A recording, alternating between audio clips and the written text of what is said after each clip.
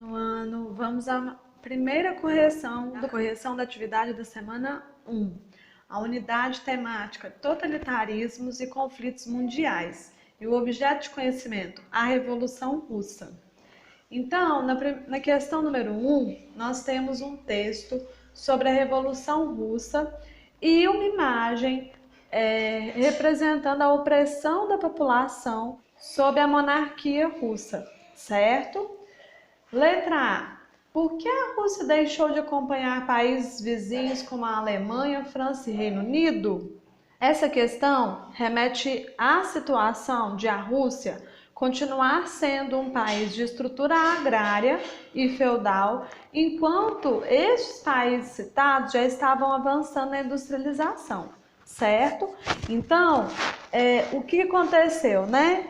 Por causa disso, naquela época retratada no texto, é apresentado que a Rússia deixou de acompanhar esses países vizinhos por causa de falta de investimentos na indústria, certo? Letra B. A palavra gigante na expressão gigante dos pés de barros, atribuída à Rússia no século XIX, se explica pela extensão territorial. Mas por que dos pés de barro? Então, a questão é, a Rússia nessa época, ela era um gigante com os pés de barro, porque a sua economia ainda estava dependente da região agrária, ou seja, da agricultura, da pecuária, daquela organização feita dentro das fazendas russas, certo? E nas mãos dos camponeses que trabalhavam nessas terras. Letra C. A modernização da Rússia promovida pelo czar garantiu desenvolvimento e uma melhor qualidade de vida para toda a população? Justifique sua resposta. Não. Por quê? A modernização empreendida pelo czar, ela só fez com que abrissem novas indústrias, mas os camponeses foram às cidades e acabaram continuando com péssimas condições de vida, tendo que trabalhar nas indústrias dos burgueses russos, certo? Assim, esses camponeses, agora operários, continuavam sendo explorados e em péssimas condições de vida. Letra D. Na imagem 1, observamos a representação de grupos sociais na Rússia. Que grupos são esses? A partir da imagem, que tipo de relação identificamos entre os grupos? Então, a gente tem nessa imagem representados, né? Os donos de indústrias, representado pelo homem que segura o chicote, o czar sentado ao lado do padre e o padre da Igreja Ortodoxa, que é a religião predominante na Rússia. Aí, embaixo, os três elementos, o dono da indústria, o padre e o czar, nós temos a população massacrada e carregando o grande peso dessa situação, certo? Número 2. Na Rússia do século XIX, durante os movimentos contrários ao regime czarista que dominava a Rússia, abriram caminhos para a formação do POSDR, Partido Operário Social Democrata Russo. Por meio desse movimento, várias lideranças políticas claramente influenciadas pelos valores do socialismo marxista e também interessados em colocar um basta ao absolutismo do czarismo, se organizaram na Rússia, mesmo descendendo de um movimento com características próximas. Os membros do POSDR criaram dois grupos políticos fundamentais para o partido. Apesar de quererem o fim do czarismo, os social-democratas russos não convergiam em um único projeto de reconstrução da Rússia.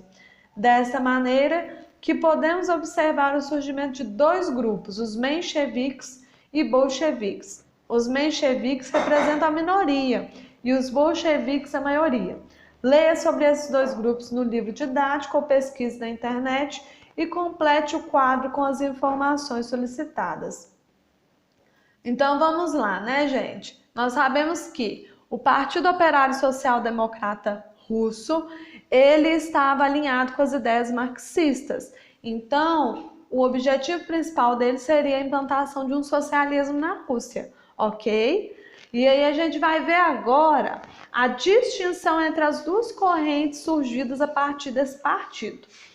Então, quais as classes sociais que integraram os bolcheviques? Operários. E os mencheviques?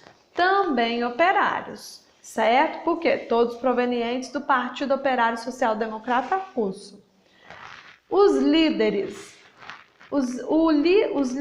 do grupo dos bolcheviques foram o Vladimir Ilyich Ulyanov, que é o Lenin, né?